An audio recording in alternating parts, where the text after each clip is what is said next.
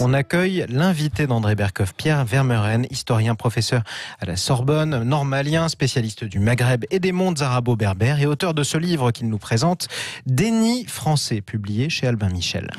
Alors, Pierre Vermeuren, c'est un livre passionnant. C'est un livre passionnant, pourquoi ? Parce que vous avez abordé une question qui est aujourd'hui au centre, non seulement du débat, au centre des débats européens, français, voire mondiaux, qui est le problème à la fois de l'islamisme politique, des pays arabes, des problèmes du pétrole, des problèmes économiques, des problèmes d'identité, tout ça est là et il est traité. Et vous l'avez traité très, je ne dirais pas différemment, mais de manière originale, en disant le déni français. Le déni français, d'ailleurs, on le voit hélas un peu partout et pas seulement là, mais le déni français concernant effectivement les relations entre la France et les pays arabes. Et vous dites, justement on va en parler, vous dites que tout commence par la conquête de l'Algérie, et effectivement la fin de l'Algérie française et l'indépendance de l'Algérie. Et vous dites, et vous racontez qu'il y a eu une bascule complète. Oui, il y a un bascule complet, puisque pendant plus de 130 ans, on s'occupe de diriger les pays d'Afrique du Nord et les pays arabes. Et puis tout d'un coup, on est chassé, donc très violemment d'Algérie, qui était quand même le cœur de l'empire colonial français. Et là, il y a une espèce d'effet de sidération. De Gaulle dit, on est chassé en plus dans une mauvaise guerre qu'on a perdue et qu'on a faite pour rien. Et De Gaulle dit, ça y est, on est débarrassé. Et on oublie cette affaire, on passe à autre chose. Oui, on est en Conseil des ministres, on est débarrassé. Ouais. Et puis voilà, maintenant c'est fini cette affaire, elle est derrière nous, on passe à autre chose, la construction européenne, on va moderniser la France. Voilà, on oublie. Et en fait, on se rend compte avec le recul que rien n'était fini en réalité, que la colonisation a donné lieu, quand elle s'est achevée, à une immigration progressivement de plus en plus importante, et que finalement, les problèmes qu'on avait crus extérieurs sont devenus des problèmes intérieurs. Nous, on les regarde toujours, si on prend par exemple la question de l'immigration, la question de l'islam de France, on les regarde comme une affaire intérieure. On est sur une dynamique d'intégration des populations à partir du droit du sol, tout ça, très bien. Sauf que le problème, c'est que le droit du sol n'existe pas dans les pays émetteurs, qui sont dans un système de droit du sang, et qu'eux regardent ces populations. Au début, ils les regardaient un peu avec désespoir, en disant aller chez l'ancien colonisateur, c'est très humiliant.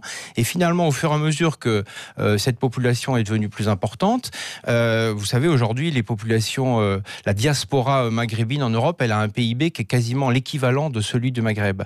Mais c'est extraordinaire. C'est considérable. C'est vraiment l'équivalent des trois pays, de tous les pays du Maghreb. Ouais, 350 milliards de dollars ou d'euros, enfin c'est à peu près la même chose. Ouais. Et donc 14 millions d'habitants qui ont un niveau de vie européen plutôt plus faible que la moyenne, mais ça donne l'équivalent. Par rapport à quelle population dans les pays du Maghreb ? Vous dites 14 millions d'habitants. Il y a 90 millions à peu près, pas encore. Donc ça fait à peu près 15% de la population maghrébine qui se trouve en Europe et qui, bien sûr, est considérée par les États maghrébins comme maghrébine. Et c'est là qu'il y a un malentendu qui attire certaines fois des ennuis avec certains gouvernements, par exemple les Pays-Bas ou la Suède à certains moments. Mais nous, si vous voulez, on a du mal à comprendre ce que l'on considère comme nos affaires intérieures. D'ailleurs, on traite de ces questions comme des problèmes de sociologie, des problèmes d'économie, ce qui est normal. Mais en même temps, il y a une instrumentalisation et c'est biface en fait. Il faut regarder les deux côtés de la médaille, en l'occurrence de la Méditerranée.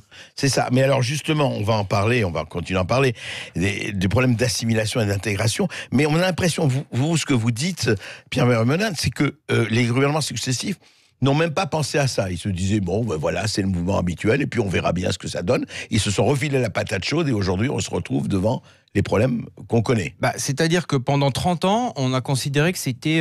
pendant plus de un quart de siècle, on a considéré que cette question... il y a deux faces. Il y a la politique arabe, par ailleurs, on en parlera plus tard, mais la fin de la guerre d'Algérie a obligé les autorités françaises à reconstruire tout. Donc d'un côté, on reconstruit la politique arabe, qui sont nos relations avec les pays arabes et ceux d'Afrique du Nord en particulier, et de l'autre, la question migratoire qui n'est pas prise au sérieux. Au début, on considère que c'est une immigration temporaire de travailleurs seuls, et donc on sous-traite ça aux États, et notamment à l'Algérie, qui s'occupe de l'islam de France, qui s'occupe de la prise en charge morale, affective, matérielle, même à certains égards, des immigrés algériens en France. Mais à partir de la guerre civile algérienne des années 90, à partir de la création du regroupement familial en 78, de son instauration, on entre bien sûr dans une autre période.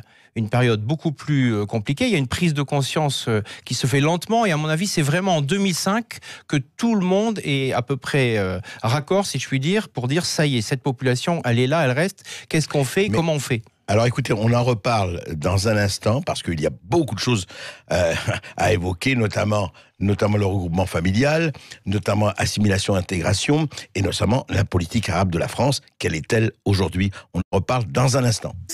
Avec Pierre Vermeuren et un livre passionnant, Le déni français, on en parlait, face aux pays arabes, la guerre d'Algérie, tout ce qui s'est passé.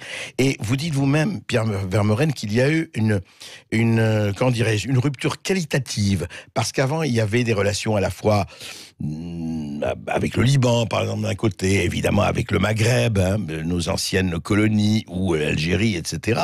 Il y avait quelque chose qui était, je dirais pas presque charnel, mais enfin très fort. Et puis, c'est devenu économique, surtout réel politique et compagnie. Et je voudrais quand même qu'on évoque, par exemple, quand même un instrument économique formidable, c'est le trafic de hashish.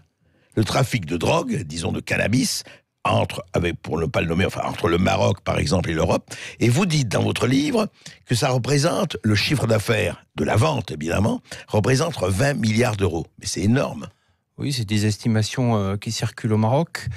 Oui, c'est énorme, bien sûr. Mais vous savez, ça, c'est quelque chose qui est monté en puissance depuis les années 80. Par étapes, c'est devenu un business très important. Et ça fait partie effectivement de l'équation. Alors il y a beaucoup d'autres flux économiques, ça n'est qu'une partie des flux économiques entre l'Europe et l'Afrique du Nord, mais c'en est un qui est tout à fait important par ses conséquences sociales à tout point de vue. Sanitaire, n'en parlons pas. Ici en France aussi, oui, bien sûr. Toute l'économie parallèle, oui. Est-ce que ça signifie... La jeunesse française étant le premier consommateur européen de cette matière. Oui. Donc oui, ça pourrait être une affaire d'État, mais c'est une affaire qui est tue, parce que finalement, elle embête tout le monde, et aussi, elle rapporte quand même pas mal d'argent, et elle permet notamment à une partie de l'économie marocaine de vivre. Donc ça, c'est quelque chose qui doit être pris en compte, et toute politique qui viserait évidemment à sortir de cette impasse dans laquelle on est, sauf à continuer comme ça indéfiniment, ça supposerait bien sûr une aide importante du Maroc pour l'aider. Je pense qu'il n'aurait pas beaucoup de problèmes intérieurs à régler cette question s'il avait un soutien économique, parce que c'est un pays qui est très organisé. Si vous arrêtez ça, il l'arrêterait. Bien sûr. Mais par contre, le fait qu'on ne puisse pas l'arrêter du jour au lendemain, c'est une évidence. Alors, qu'est-ce qui se passe? Vous parlez de l'économie, etc. Alors, il y a d'un côté le problème économique, puis on n'a pas parlé, il y a nos chers les Qatar, le Qatar, l'Arabie Saoudite, les Émirats, etc. Il y a l'Afrique du Nord. Mais est-ce qu'il y a en fait une politique française aujourd'hui, et c'est laquelle vis-à-vis de ce problème et vis-à-vis, et il ne faut pas lier les deux, bien sûr, les musulmans ne sont pas des islamistes, loin de là, et heureusement, tous, loin de là, mais qu'est-ce qui se passe avec l'islam politique aussi, par rapport à nous, enfin les dirigeants, les princes qui se sont succédés à nous gouverner? Comme je vous le disais, jusqu'aux années 80, on pensait que la question de l'islam de France, finalement, c'était lié à l'immigration, elle-même considérée comme temporaire et non pérenne. C'était des hommes. Bon, à partir du moment où il y a une population à la fois de femmes et d'enfants, de jeunes qui s'installent et qui va faire sa vie sur place, évidemment, bien sûr, et qui devient française à partir du droit du sol, la question de l'islam devient une question française. Et donc, jusqu'à la guerre civile algérienne, l'islam de France était traité par l'Algérie. C'était sous-traité par la mosquée de Paris, c'est-à-dire par l'Algérie, directement. Cette manière de faire n'a pas disparu. Mais à partir des années 90, le Maroc est rentré dans la danse, à son tour, considérant que lui aussi, il devait surveiller ce qui se passait en France, notamment pour ses propres problèmes de sécurité intérieure. Parce que, entre-temps, les musulmans d'Europe occidentale, et notamment de France, sont devenus une espèce de foire d'empoigne pour tous les mouvements de ce qu'on appelle l'islam politique, salafiste, wahhabite et autres, qui ont vu là une clientèle potentielle très intéressante. Une terre de mission. Une terre de mission sur laquelle ils ont commencé à agir. Alors la France agit de concert avec les autorités marocaines et algériennes de manière discrète pour organiser la surveillance, mais il y a quand même des failles, évidemment, et puis il y a une pénétration qui se fait par tout un tas de biais, notamment par l'argent qui arrive du Golfe, pour aider les mouvements fondamentalistes à se construire. Ils se construisent à la fois en opposition à leur pays d'origine, le Maroc et l'Algérie, et en opposition ou en méfiance, en tout cas, par rapport à la France. Mais finalement, ils sont assez tranquilles historiquement pour s'installer là, et ils ont fait miel avec des débordements possibles. On l'a vu ce que ça pouvait donner en Belgique, aux Pays-Bas, mais précisément en Belgique. En Suède. En Suède, évidemment. Donc on a la création d'une internationale. Et au fond, cette foire d'empoigne, il est très difficile d'en sortir parce que c'est un des principaux problèmes. C'est-à-dire que nous, on considère que l'islam de France, à juste titre, c'est une question française, mais eux considèrent que c'est une question islamique internationale. Et c'est là que les ingérences de toutes sortes s'opèrent, à la fois des États qui veulent contrer l'islamisme par le biais de leur propre politique, en suivant leurs propres immigrés, en le prenant en compte, et puis par des mouvements, et notamment par les monarchies du Golfe, qui sont beaucoup moins bien intentionnés vis-à-vis de nous et de ce point de vue-là. Et alors, quelle a été l'attitude, la politique, la stratégie de nos gouvernants face à ça, depuis les années 80, puisque vous dites vous-même que c'est... Oui. Nos gouvernements, d'abord, dans un premier temps, ils font totalement confiance au Maroc, à l'Algérie, et je dirais pratiquement jusqu'à nos jours. C'est ce qu'on appelle l'islam consulaire. Ils font confiance en se disant bon, nous on n'y connaît plus rien. C'est vrai qu'on avait, je reviens sur la question que vous avez posée tout à l'heure, c'est vrai que jusqu'à la fin du siècle, en gros jusqu'à Jacques Chirac, on a un personnel politique qui comprend ce qui se passe parce qu'il a fait la guerre d'Algérie, parce qu'il se rappelle de l'époque coloniale, parce qu'ils ont été formés à ça, parce qu'ils ont eu des liens très anciens, très longs avec les autorités algériennes, marocaines et tunisiennes, donc ils comprennent. Et puis à partir du début du XXIe siècle, ce lien c'est fini, on passe à d'autres générations, et les nouvelles générations qui arrivent, notamment nos présidents de la République, n'ont plus du tout cette formation et cette culture. Donc, ils sont formés, ils ont tout un tas de fonctionnaires très compétents qui peuvent les informer, mais ils ont aussi tout un tas de chefs d'État qui sont leurs homologues ou de chefs de gouvernement, de ministres de l'Intérieur, d'Afrique du Nord, du Moyen-Orient, qui, eux, leur font leur propre formation et qui, bien sûr, agissent en fonction de leurs intérêts nationaux. C'est normal, et donc, ils sont ballottés entre ces différentes informations et ils se font, pour tout dire, un peu manipuler, bien sûr, sur certains domaines. Et l'islam est un bon exemple parce que d'un côté, il est sous-traité et de l'autre côté, quand Sarkozy crée le CFCM, Conseil français du culte musulman, oui. Voilà, c'est une instance a priori qui doit s'occuper des questions d'islam de France pour essayer de l'autonomiser, de le responsabiliser. Mais le Conseil de l'islam de France donc devient à son tour un lieu de bagarre entre les différents islams nationaux, maghrébins, turcs, les frères musulmans, qui eux-mêmes sont soutenus par derrière, notamment par le Qatar, les salafistes, qui ne sont pas très loin, soutenus plus ou moins par certaines personnalités issues d'Arabie Saoudite. Bon, l'Iran a été à peu près mis de côté, parce qu'il y a très peu de chiites, contrairement à la Belgique d'ailleurs, mais en tout cas, vous avez donc... oui, c'est un marché très concurrentiel, très brutal, et bien sûr, l'objectif, ça serait de parvenir à une espèce de sanctuarisation de l'islam de France, non pas pour... Est-ce possible, franchement? Est-ce possible? En tout cas, le contrôle, le grand enjeu, c'est l'autonomie financière. Parce que c'est vrai que l'autonomie financière, bon, le CFCM a créé une sorte de compétition, parce que vous savez, les élus du CFCM sont élus sur la base de la taille des mosquées. Et donc, les États donateurs, les États bailleurs se sont mis à construire partout des très grandes mosquées pour avoir plus de voix au sein du Conseil. Donc, leur compétition à l'intérieur du CFCM, elle se traduit par la construction de mosquées géantes qui sont évidemment en partie payées officiellement ou officieusement de l'extérieur. Bon, donc, vous voyez, on voit bien que là, par exemple, il y a un biais très simple pour essayer de couper ces robinets, mais je vous l'accorde, c'est complexe. Mais Pierre Vermeuren, vous dites dans votre livre, par exemple, quelque chose, justement, pour revenir à ces rapports. Vous dites qu'à un moment donné, après les attentats, même après le 11 septembre, évidemment, 2001, mais après les attentats en France, de 2012, Mohamed Merah, puis 2015, et enfin, tous ceux qu'on connaît, enfin, tragiquement, on comptait sur le doigt d'une main les traducteurs, les connaisseurs, les vrais connaisseurs de l'arabe qui avait à la DGSI ou à la DST ou ailleurs. Oui, au tout début des années 90, à un moment de la guerre du Golfe. C'est pas moi qui le disais, c'était le Canard enchaîné. Je l'avais lu là, je m'en rappelle. Oui, il y en avait moins d'une demi-douzaine. Parce qu'on considérait, si vous voulez, que cette histoire, elle était terminée. Il y a eu vraiment une liquidation générale de nos compétences dans le monde arabe, dans le Maghreb, dans le Moyen-Orient. On a liquidé les spécialistes, les linguistes de langue berbère, de langue arabe, bon, et de l'islam aussi. L'islamologie a été très maltraitée durant longtemps, etc. Et du coup, quand on se retrouve avec des problèmes intérieurs très importants, on est totalement démunis. Il faut reconstruire, mais reconstruire c'est long, former des chercheurs, des spécialistes, voilà. Donc aujourd'hui les choses évoluent évidemment à vitesse assez grande. Aujourd'hui je pense qu'il y a beaucoup plus de spécialistes, notamment dans les services de sécurité, mais voilà, mais ça prend du temps. Problème est entier. Alors vous parlez de beaucoup de choses dans votre livre, malheureusement on n'aura pas l'occasion, on ne peut pas parler de tout, il faudrait des heures, mais vraiment je le recommande ce livre. Ce que je voudrais dire, vous parlez quand même rapidement, de l'attitude de l'Église. effectivement, de l'attitude d'un certain nombre d'intellectuels de gauche ou d'organisations de gauche, et d'un certain nombre de gens qui ont regardé avec complaisance, y compris les formes les plus fondamentalistes, alors qu'ils sont soit athées, soit totalement laïcs et tout ça. D'où vient cette espèce de... je ne dirais pas d'abdication, non, mais enfin d'espèce de sidération, d'idéalisation, de désarmement intellectuel, oui. De désarmement intellectuel et presque moral ou mental. Tout à fait. C'est vraiment, alors là pour le coup, l'origine c'est la guerre d'Algérie. C'est-à-dire que vous savez, toute la classe politique française était pour la guerre d'Algérie et pratiquement jusqu'en 1960.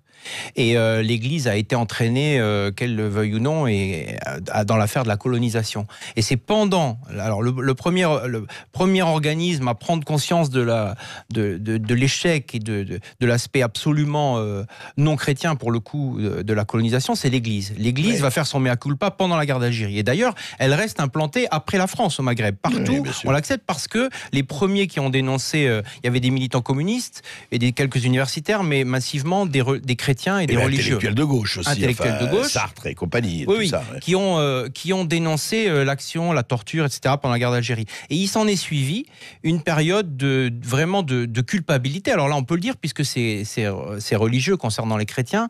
Et avec, au sortir de la guerre d'Algérie, il y a Vatican II. Hein. Oui, et les religieux français à Vatican II ont eu un rôle fondamental sur la reconnaissance du dialogue islamo-chrétien, etc. Et donc, nouvelle politique de l'Église, officielle, internationale, pilotée par les religieux français, vis-à-vis de l'islam, dialogue, reconnaissance, discussion. Et finalement, oui, partout en France, dans les années 60, 70, 80, ils vont regarder l'islam et les musulmans, comme jamais ils ne l'ont fait, d'une manière très naïve, parce que pour eux, c'est un autre christianisme, d'une manière très ignorante aussi, malheureusement, à part quelques spécialistes, et finalement, ça conduit à des situations un peu ubuesques. Alors, j'oublie toute la partie de la classe politique française qui n'a aucune connaissance religieuse et qui regarde ça comme un pur folklore. En fait, ignorance, déni, et vous en parlez très bien, à lire Le déni français de Pierre Vermeuren, parce que la réalité, à un moment donné, elle rejaillit. Le retour du refoulé, il est toujours là.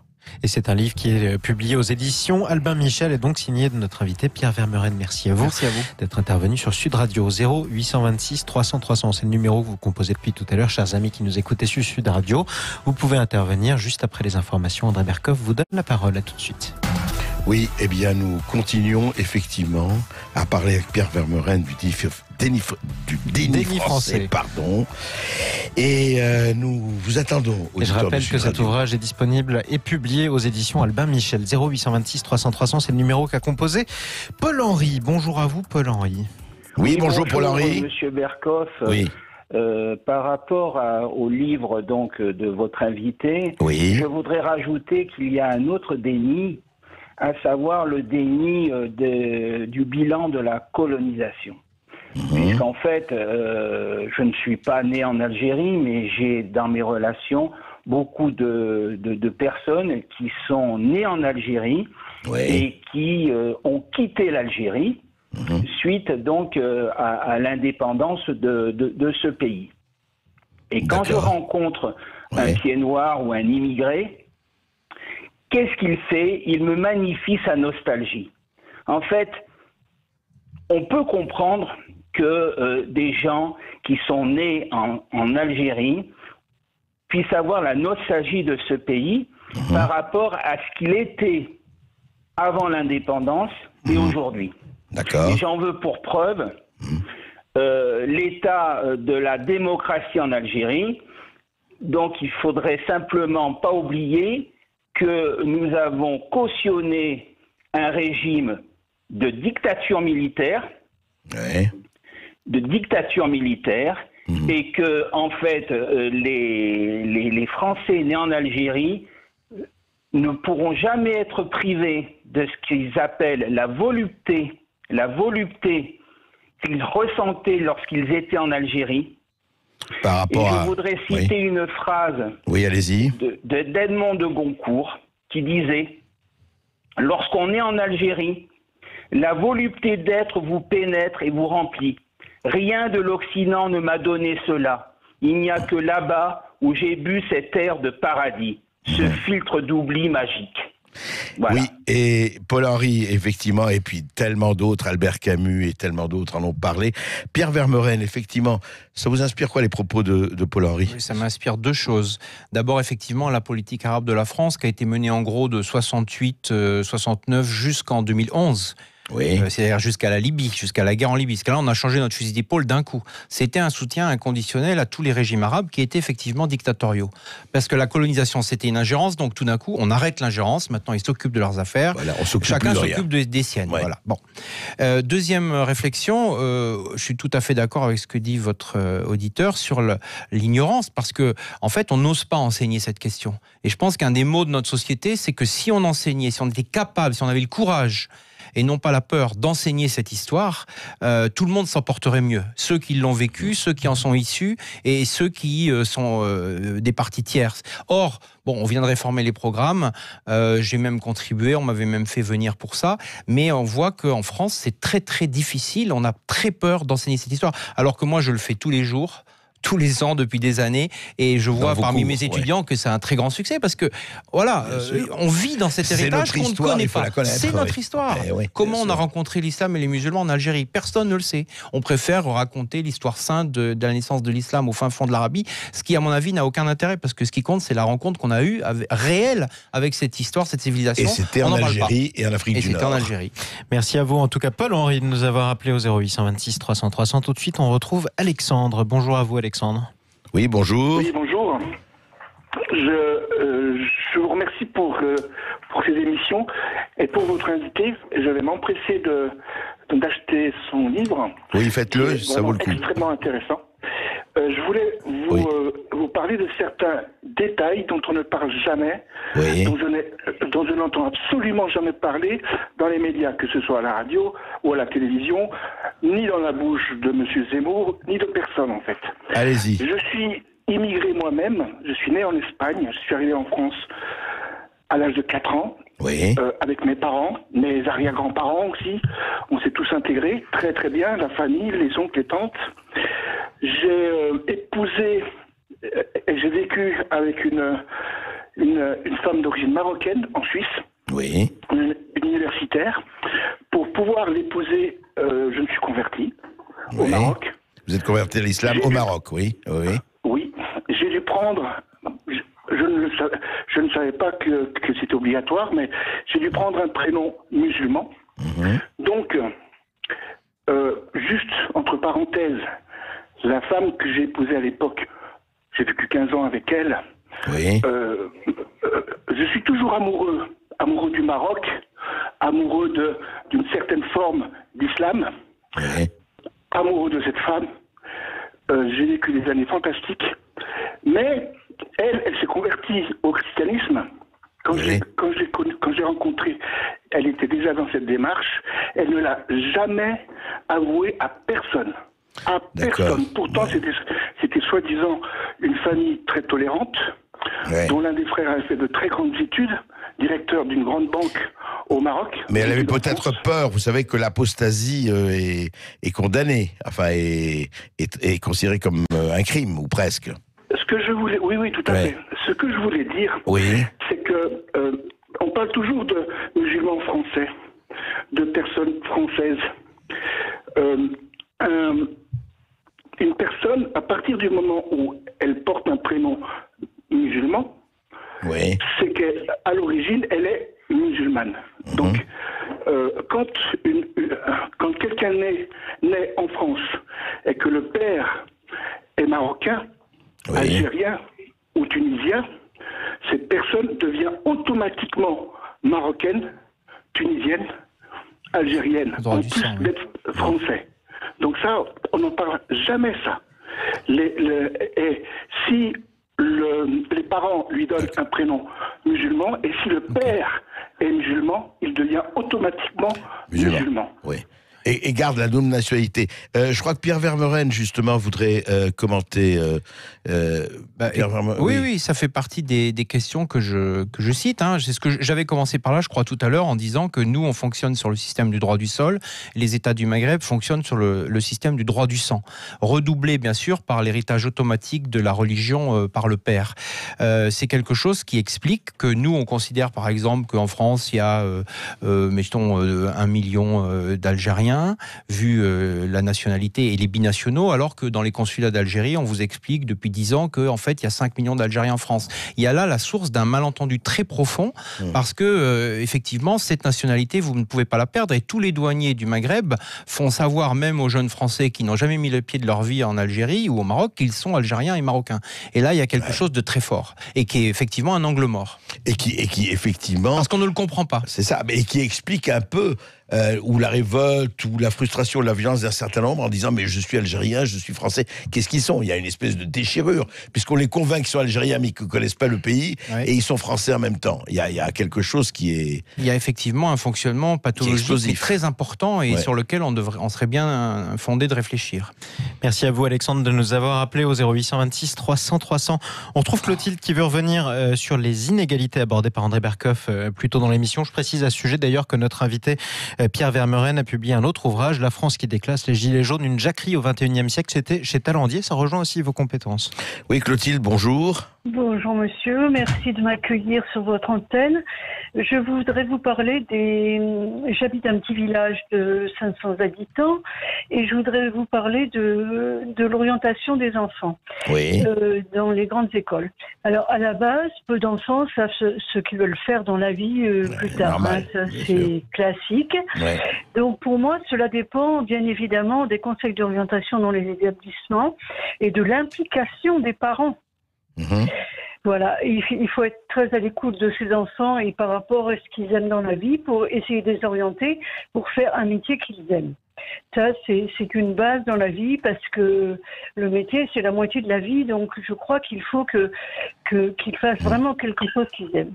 Bon, après, les enfants qui habitent dans les milieux ruraux, comme les miens, il faut, s'ils veulent faire des grandes études, c'est possible. Hein. Il y en a que je connais qui ont fait des grandes études, d'ingénieurs, dans l'aéronautique, etc. Limité. Comment? Oui, non, c'est pas limité, heureusement. Ce n'est pas limité. Cette possibilité, oui. Et vous voulez dire qu'ils ont quand même moins de chances d'y arriver que les enfants des villes, enfin que les jeunes des villes? Pas du tout, pas du tout. Je pense qu'il y a, je vous dis, ça dépend beaucoup de l'orientation et puis de la ténacité des parents. D'accord. Et donc, la suite, c'est que après, quand ils intègrent des grandes écoles, évidemment, il n'y en a pas dans les campagnes. Donc, il faut qu'ils se rapprochent des capitales régionales. Bien sûr. Et ce qui implique là aussi des gros frais pour les parents. C'est-à-dire qu'ils sont éloignés de leur domicile, il faut trouver des logements, il faut trouver des moyens de transport, et il faut trouver de quoi se nourrir. C'est sûr qui entraîne un surcroît de dépenses et qui n'est pas négligeable, on est bien d'accord. Je voudrais demander au professeur juste Vermeuren par rapport à ça, parce que vous avez écrit aussi sur les Gilets jaunes, mais c'est vrai, est-ce qu'il y a vraiment effectivement, ce que pose Clotilde, c'est fondamental, entre cette France des villes et cette France des champs, effectivement, il y a évidemment, tout le monde peut y accéder, sauf qu'il faut des moyens différents. Oui, des moyens, c'est pour ça qu'en principe, il y a des bourses, mais les bourses, on sait très bien qu'elles ont fondu, l'aide sociale aux étudiants. Alors, elles n'ont pas fondu là depuis 2 ans, elles ont fondu depuis 30 ans. Et c'est vrai que là, on a augmenté très fortement le nombre d'étudiants en France, mais du coup, les aides sociales, et moi, je ne parle pas du tout en tant qu'auteur, je parle en tant que professeur, je vois même à la Sorbonne, aujourd'hui, la majorité des étudiants sont obligés de travailler pour vivre. En Ile-de-France, si vous voulez, il y a un coût du logement qui est bien sûr très important, mais par rapport à notre génération, il faut en plus un téléphone, un ordinateur. Donc si vous cumulez les abonnements liés, les vêtements, les livres, ils n'ont plus les moyens d'en acheter, le logement, le transport, c'est exorbitant. Et ça, c'est vrai que malheureusement, on fait du nombre, mais derrière, c'est très difficile parce que quand vous travaillez à mi-temps, voire à plein temps, vous n'avez pas les moyens de faire des études correctement. Et ça, c'est un vrai problème. Et c'est un problème de masse. Merci Pierre Vermeuren. En tout cas, le déni français à lire de toute urgence. Je rappelle